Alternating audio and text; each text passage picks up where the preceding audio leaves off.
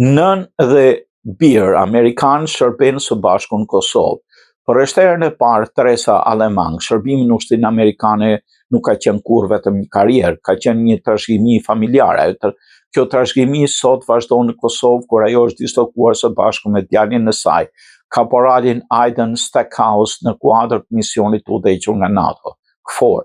Alemangu regjistrua në ushtri vetëm 17 vjeçare, ndërkohë që ishte ende në shkollën e mesme. Pas një periudhe shkëputje për të kujdesur për djalin e saj, u rikthye në moshën 25 vjeçare dhe më vonë në vitin 2010 u dislokua në Irak në brigadën 256 të këmbësorisë. Asaj kohe djali i saj i vogël, Aiden, futën në shpinoren e saj duke përpjekur të shkonte me të.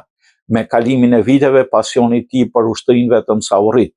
Vitet kaluan dhe një nga rekrutet e dikushëm të Alemangut ishte ai që regjistroi Aidenin në ushtri. Sot rreshteri Stackhouse shërben si mjek luftarak i gatshëm të përdorë trajnimin e tij në praktik. Kur një vend i lirë për dislokim u hap në brigadën 256, Alemang nuk hezitoi të siguronte të birit të mundësi. Pak më vonë asaj ofrua një vend, gjithashtu dhe e pranoi menjëherë. Sot në Kosovë, nënë e birë po realizojnë një ëndër që nisi në fëmijëri.